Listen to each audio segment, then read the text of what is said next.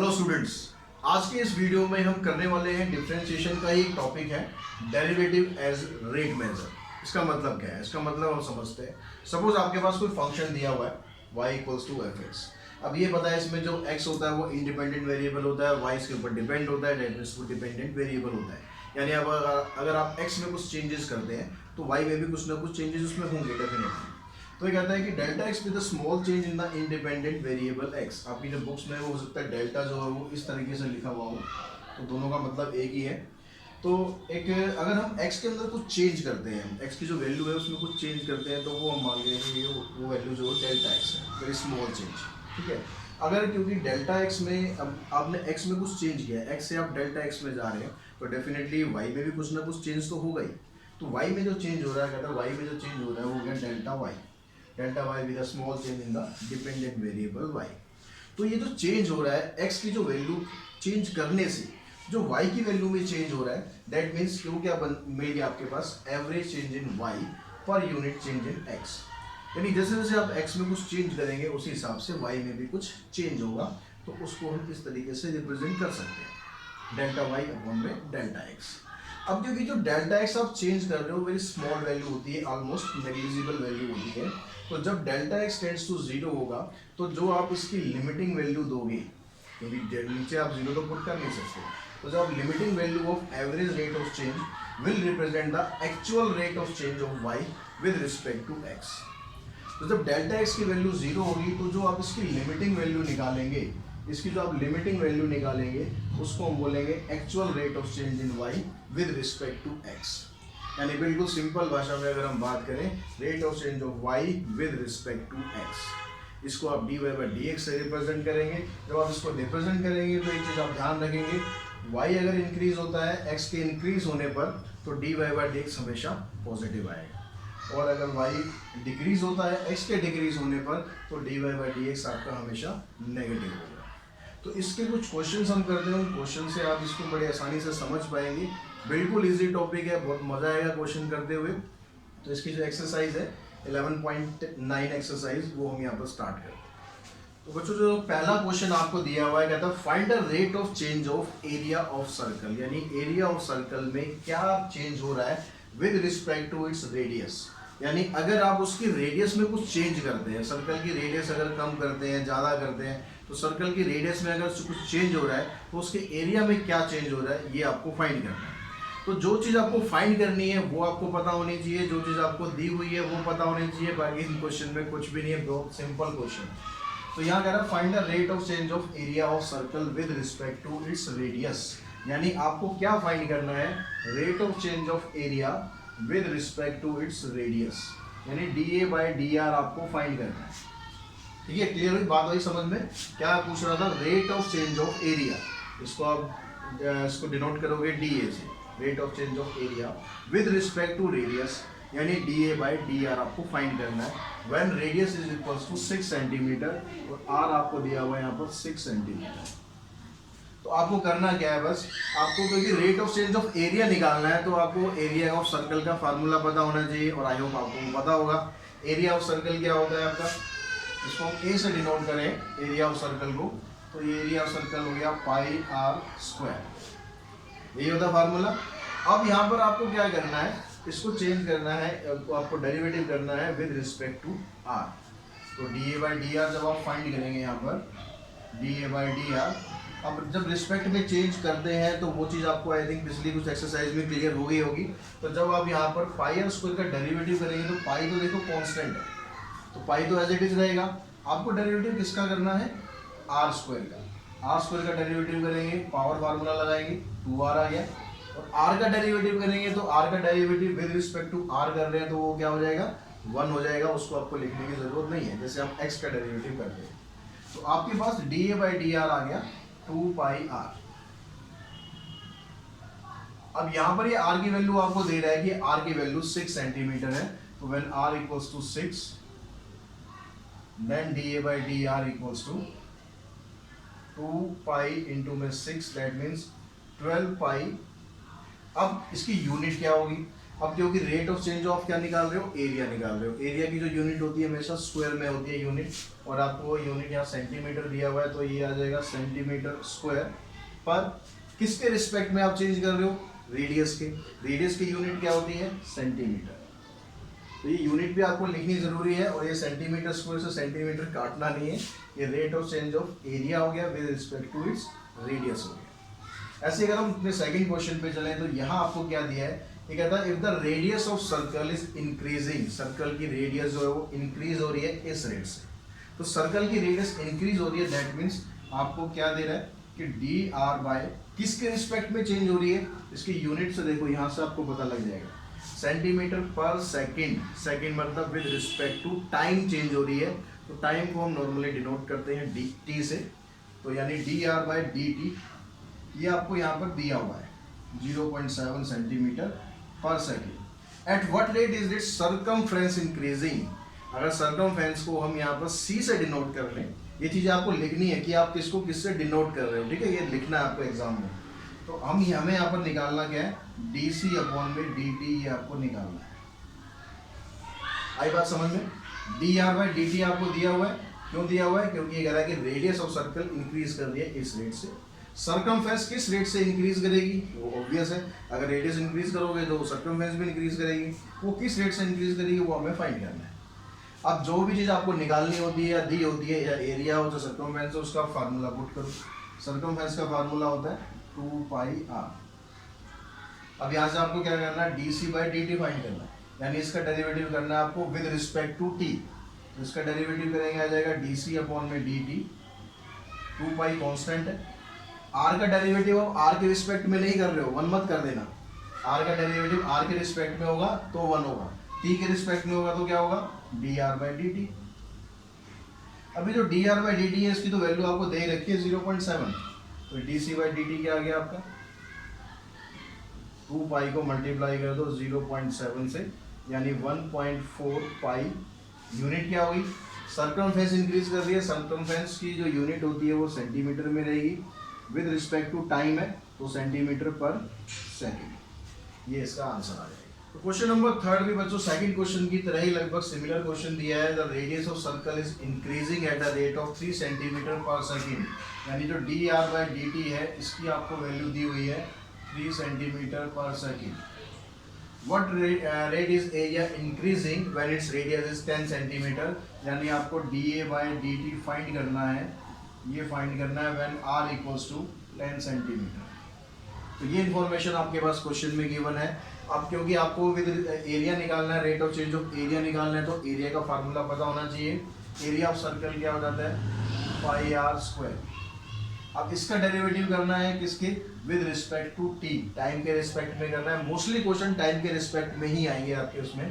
तो इसका डेरिवेटिव करा आपने D A by D T, pi constant है, आर स्क्वायर का डेरिवेटिव करेंगे 2 आगे आ जाएगा, यानी 2 पाई आर। फिर आर का डेरिवेटिव करेंगे क्योंकि विद रिस्पेक्ट टू टी कर रहे हैं, तो इसका डेरिवेटिव हो गया D R upon D T. अब आपके पास देखो D R upon D T की वैल्यू भी है और आपके पास आर की वैल्यू भी है। तो when r equals to 10 centimeter, when r equals to 10 centimeter, then dA by dt equals to 2 pi r into में dr by dt हो गया 3। इन सबको मल्टीप्लाई करेंगे, 3 to the 6, 6 10 the 60, 60 pi centimetre square पर सेकेंड्स। तो ये आपका इसका आंसर आ जाएगा, ठीक है। अब अगर अगले क्वेश्चन की बात करें, यहाँ पर सर्कल को छोड़कर स्क्वायर पे आ गया है, काम वही करना है। If the side of the square are decreasing, यहाँ पर कह रहा है डिक्रीज कर दी है साइड। साइड जब डिक्रीज करती है तो साइड को, स्क्वायर की जो साइड है उसको मान लेते हैं ए। देखिए बच्चों फिर रिपीट कर रहा हूँ, ये जो चीज़ हम ले रहे हैं, ए ले रहे हैं, ए एस ले रहे हैं, सी ले रहे हैं, ये आपको मेंशन करना पड़ेगा क्वेश्चन में कि let A be the side of square, इस तरीके से, ठीक है। अब ये कह रहा है स्क्वायर की जो साइड है वो डिक्रीज करती है इस रेट से, यानी जो D A by D T है, ए का मतलब, स्मॉल ए का मतलब क्या है, यहाँ पर साइड है स्क्वायर की। तो D A by D T is equals to -1.5 centimetre per second. Minus क्यों लगाया हमने यहाँ पर, क्योंकि यहाँ पर वर्ड आपको दिया हुआ है डिक्रीजिंग, तो इसलिए यहाँ पर जो साइड डिक्रीज कर रही है माइनस में आ गई। At what rate its perimeter decreasing, इसका जो पेरीमीटर है वो किस रेट से डिक्रीज कर रहा है, ये आपको फाइंड करना है। अब ये जो फाइंड करना है आपको, तो पेरीमीटर का फार्मूला पता होना चाहिए। पेरीमीटर ऑफ स्क्वायर क्या हो जाता है? पेरीमीटर ऑफ स्क्वायर होता है 4 इंटू में साइड। यहाँ पर इसका डेरिवेटिव करना आपको with respect to T. 4 constant है, ए का डेरिवेटिव करेंगे, ये आ गया D A by D T. अब D A by D T की वैल्यू क्या आपके पास? -1.5। इसको आप यहाँ पर पुट करेंगे 4 इंटू में -1.5 यानी 15 4 60, तो -6। अब क्योंकि पेरीमीटर है, पेरीमीटर भी लीनियर फंक्शन नहीं होता है, तो सेंटीमीटर पर सेकेंड, यानी इस रेट से आपका जो पेरीमीटर है वो डिक्रीज कर रहा है। तो आप यहाँ पर लिख भी सकते हैं कि perimeter is decreasing at the rate of 6 centimetre per second. तो नेक्स्ट क्वेश्चन नंबर 5 की बच्चों बात करते हैं, तो लगभग ये क्वेश्चन भी आप क्वेश्चन नंबर 4 की तरह देख रहे हैं। The side of the square are decreasing at the rate of 1.5 centimetre per second. हम फिर से यहाँ पर साइड को ए ले लेते हैं, तो A D A by D T आपको दिया हुआ है कि साइड डिक्रीज करती है इस रेट से। जब भी कोई रेट दिया होता है दैट मीन्स वो डेरिवेटिव है, ये चीज़ हमेशा ध्यान रखना। अब डिक्रीज कर रहा है तो ये भी -1.5 सेंटीमीटर पर सेकेंड आ गया। At what rate it is area decreasing when it side is 8 centimetre. तो आपको D A by D T find करना है। कैपिटल ए हमने इसका एरिया ले लिया, तो D A by D T आपको फाइंड करना है when A is equals to 8 centimetre. अब क्योंकि आपको एरिया ऑफ स्क्वायर फाइंड करना है, तो एरिया ऑफ स्क्वायर का फार्मूला आपको पता होना चाहिए। जो छोटे छोटे फार्मूले हैं ये आपको आई थिंक पता ही होंगे। एरिया ऑफ स्क्वायर क्या होता है? साइड का स्क्वायर। साइड आपने क्या लिए? ए लिए, तो यहाँ पर आ जाएगा ए का स्क्वायर। अब आपको इसका डेरिवेटिव करना है विद रिस्पेक्ट टू टी करना है, तो ये हो गया D A by D T. अब यहाँ पर क्योंकि ए साइड है आपके पास, कांस्टेंट नहीं है, चीज़ ध्यान रखना। ए स्क्वायर का डेरिवेटिव करेंगे 2a, फिर ए का डेरिवेटिव कर रहे हैं विद रिस्पेक्ट टू टी, तो D A by D T. अब आपको ए भी दिया हुआ है और D A by D T की वैल्यू भी आपके पास है, तो इसको आप यहाँ पर पुट करो। When A equals to 8 centimetre, then D A by D T equals to 2a, A की जगह 8 आ गया, इंटू में D A by D T. D A by D T है -1.5। इसको आप सॉल्व करेंगे तो 15 टू द 30, 3 8 24, 24 सेंटीमीटर। क्योंकि एरिया है तो सेंटीमीटर स्क्वायर पर सेकेंड। इस रेट से आपका जो आंसर आएगा कि एरिया इस रेट से डिक्रीज कर रहा है। ये जो माइनस साइन है, आपको आंसर में माइनस साइन नहीं मिलेगा क्योंकि वो डिक्रीज पूछ रहा है आपसे। डिक्रीज पूछ रहा है, that means area is decreasing. ये जो डिक्रीजिंग वर्ड होता है ये इस माइनस साइन को खत्म करता है। Area is decreasing at the rate of 24 centimetre square per second. तो आपको आंसर में ये आंसर मिलेगा, माइनस साइन नहीं लगा हुआ मिलेगा, ये चीज़ ध्यान रखें, कंफ्यूज नहीं होना है। नेक्स्ट क्वेश्चन में बात करें, find the rate of change of volume of cube with respect to its edge. यहाँ पर विद रिस्पेक्ट टू टाइम नहीं है, विद रिस्पेक्ट टू एज, यानी जो उसके किनारे होते हैं उसके रिस्पेक्ट में।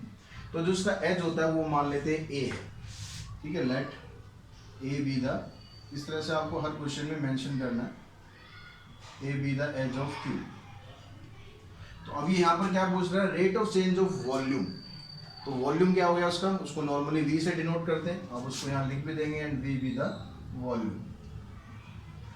तो rate of change of volume आपको बताना है। Rate of change of volume किसके रिस्पेक्ट में बताना है? With respect to its edge. Edge हमने क्या लिया है? ए, तो विद रिस्पेक्ट टू ए ये आपको बताना है। When the edge is 5 centimetre, edge आपको दिया हुआ है इसका 5 सेंटीमीटर। तो वॉल्यूम ऑफ क्यूब क्या होता है? वॉल्यूम ऑफ क्यूब का फार्मूला आपको याद होगा, तो ए क्यूब ये फार्मूला होता है। तो सरफेस एरिया वॉल्यूम वाले जो फार्मूले थे वो सारे आपको याद होने चाहिए इस चैप्टर के लिए। तो यहाँ पर आपको डेरिवेटिव ऑफ v करना है विद रिस्पेक्ट टू a, तो ये आ जाएगा 3a स्क्वायर। अब यहाँ पर a का डेरिवेटिव करेंगे तो वो 1 हो जाएगा, क्यों? क्योंकि आप विद रिस्पेक्ट टू a कर रहे हो। इस क्वेश्चन में विद रिस्पेक्ट टू t था, इन चीज़ों का जरूर ध्यान रखना। तो अब a की वैल्यू आपको क्या दे रखी है इसने? 5। तो at a equals to 5 centimetre, dv by D A equals to 3 into में 5 का स्क्वायर। 5 का स्क्वायर 25 हो गया, 25 3 is 75, तो 75। अब ये क्या है? वॉल्यूम है। वॉल्यूम की जो यूनिट होती है वो क्यूबिक यूनिट होती है। तो सेंटीमीटर क्यूब किसके रिस्पेक्ट में कर रहे हो आप चेंज? एज। एज मतलब उसकी साइड, तो साइड भी सेंटीमीटर में ही है, तो सेंटीमीटर क्यूब पर सेंटीमीटर। तो बच्चों क्वेश्चन नंबर 7 की अगर बात करें तो यहाँ कहता है when edge of a variable cube is increasing at a rate of 3 centimetre per second, यानी किसी क्यूब का जो एज है वो इस रेट से इंक्रीज कर रहा है। तो इस रेट से इंक्रीज कर रहा है, दैट मीन्स एच को हम ए ले लेते हैं जैसे पिछले क्वेश्चन में लिया था। तो D A by D T आपको दिया हुआ इसने 3 सेंटीमीटर पर सेकेंड। अब पूछता है what rate is its volume increase, इसका वॉल्यूम किस रेट से इंक्रीज करेगा when the edge is 10 centimetre, यानी volume D V by D T आपसे पूछ रहा है और साथ में एच भी आपको दे रहा है कि 10 सेंटीमीटर है। तो जैसे पिछले क्वेश्चन में करते आ रहे हैं वही वॉल्यूम ऑफ क्यूब का फार्मूला लगा दो। वॉल्यूम ऑफ क्यूब का फार्मूला हो गया यहाँ पर ए क्यूब। अब इसका डेरिवेटिव करना है आपको विद रिस्पेक्ट टू टी करना है, तो D V by D T. तो डेरिवेटिव आपको अच्छी तरह आएगा अब तक 3a² इंटू में D A by D T. अब आपको ए की वैल्यू दी हुई है, D A by D T भी दिया हुआ है, तो when A equals to 10 centimetre D A by D V by D T is equals to 3 into में ए का स्क्वायर इंटू में D A by D T. D A by D T कितना 3 है, तो यहाँ पर देखो ये 100 हो गया, ये 9 हो गया, यानी 900 सेंटीमीटर क्यूब पर सेकेंड। क्योंकि वॉल्यूम है तो क्यूबिक यूनिट होगी, विद रिस्पेक्ट टू टाइम है तो सेकेंड्स आ जाएगा। नेक्स्ट क्वेश्चन में कहता है balloon which always remain spherical has a variable radius. एक बैलून है जो हमेशा आप कितना भी फुलाओ, उसमें थोड़ी सी हवा डालो, ज़्यादा आप जोर लगाओ, ज़्यादा फूंक मारो, तो भी वो रहेगा स्फेरिकल, शेप चेंज नहीं होगी। Find the rate at which its volume is increasing, उसका वॉल्यूम किस रेट से इंक्रीज कर रहा है विद रिस्पेक्ट टू रेडियस। यानी आपको यहाँ फाइंड क्या करना है, dv फाइंड करना है, with respect to radius find करना है। When the radius is 10 centimetre, radius आपको दिया है यहाँ पर 10 सेंटीमीटर। तो वॉल्यूम ऑफ स्फीयर क्या होता है, थोड़ा दिमाग पे आप जोर डालोगे तो याद आपको आ जाएगा। वॉल्यूम ऑफ स्फीयर क्या होता है 4/3 पाई आर क्यूब, यही होता है। अब आपको क्या करना है विद रिस्पेक्ट टू रेडियस। ये रिस्पेक्ट वाला जो मामला है ना, ये थोड़ा ध्यान रखना, किसको कब रिस्पेक्ट देनी है कब रिस्पेक्ट नहीं देनी है, बस ये चीज़ ध्यान रखना। यहाँ से आपका क्वेश्चन गड़बड़ हो सकता है। तो D V by D R आपको करना है 4/3 पाई कॉन्स्टेंट है, आर क्यूब का डेरिवेटिव करेंगे तो 3r²। With respect to R कर रहे हैं इसलिए आर को पूरा रिस्पेक्ट दो, उसका डेरिवेटिव 1 हो गया। 3 से 3 कैंसिल, 4 पाई, आर की वैल्यू आपको 10 दे रखी है, यहाँ पर लिख लो आप 4 पाई r² ये बच गया। तो at r equals to 10 centimetre, तो D V by D R आ गया 4 पाई इंटू में 10 का स्क्वायर, यानी 400 pi centimetre cube per centimetre, volume with respect to radius. तो बच्चों क्वेश्चन नंबर 9 में कहता है the radius of balloon which always remain spherical, पिछले क्वेश्चन की तरह, is increasing at the rate of 1.5 centimetre per second. यानी D R by D T आपको दिया है 1.5 centimetre per second. At what rate is it surface area increasing. Surface area ही हो गया तो उसको हम कैपिटल ए से ले लेते हैं।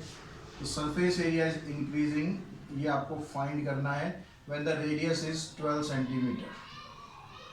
तो यहाँ से अब आपको सरफेस एरिया का फार्मूला पता होना चाहिए। स्फीयर का सरफेस एरिया क्या होता है, स्फीयर का सरफेस एरिया हो गया 4 पाई r²। ठीक है, सी ए से डी एस से एक ही चीज़ होती है इसकी, क्योंकि पूरा राउंड ही होता है। अब इसका डेरिवेटिव करना है आपको D A by D T, तो ये हो गया 4 पाई तो कांस्टेंट हो गया, r² का करेंगे तो 2r, r का भी करेंगे तो D R by D T, क्योंकि विद रिस्पेक्ट टू टी है। तो ये आ गया आपके पास 8 pi r D R by D T. r की वैल्यू आपको 12 दे रखी है, तो when r equals to 12 centimetre, तो D R by D T क्या हो गया आपका, sorry D A by D T. तो ये 8 पाई इंटू में r, D R by D T आपको दिया हुआ 1.5। इन सबको मल्टीप्लाई करोगे तो 15 8 120, 120 का 12 भी रह जाएगा क्योंकि पॉइंट के बाद 0 आएगी। 12 इंटू 12 144 पाई। अब यहाँ पर एरिया निकाल रहे हो सेंटीमीटर स्क्वायर पर सेकेंड। अब नेक्स्ट क्वेश्चन की बात करें तो यहाँ कहता है the radius of soap bubble is increasing at the rate of 1.2 centimetre per second.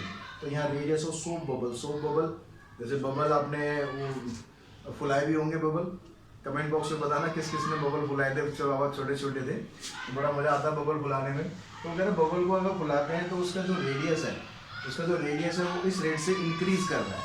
तो यानी आपको D R by D T दिया हुआ है 1/2 सेंटीमीटर पर सेकेंड। कहता है what rate its volume increasing, यानी D V by D T आपको फाइंड करना है व्हेन रेडियस इज 1 सेंटीमीटर। तो यहाँ से डी वी बाई यानी वॉल्यूम, वॉल्यूम किसका, जो सोप बबल होता है, जो आप वो फुलाते हो, बबल जो फुलाते हो वो किस शेप में आता है, स्फीयर की शेप में आता है। तो स्फीयर का वॉल्यूम आपको लेना है 4/3 पाई आर क्यूब। तो D V by D T find करेंगे आप, 4/3 पाई कॉन्स्टेंट है, ऐसे रहेगा, आर क्यूब का हो गया 3r², फिर आर का करेंगे D R by D T, से कैंसिल, तो ये आ गया 4πr² D R by D T. तो r की वैल्यू आपको यहाँ दे रखी है 1 centimetre, when r equals to 1 centimetre, dv by D T is equals to 4 pi into में r का स्क्वायर इंटू में D R by D T, D R by D T है 1/2, इससे आप इसको कैंसिल करेंगे, इसको सिंप्लीफाई करेंगे तो आ जाएगा 2 पाई सेंटीमीटर क्यूब पर सेकेंड। तो ये आपका आंसर आ जाएगा। और इसी के साथ ये एक्सरसाइज भी हम यहाँ पर फिनिश कर लेंगे। एक्सरसाइज 11.9 हमने फिनिश करी और आई होप आपको सारे क्वेश्चंस के समझ में आ गए होंगे। एक्सरसाइज 11.10 नेक्स्ट वीडियो में करते हैं। आज की वीडियो में इतना ही। Thanks to all of you.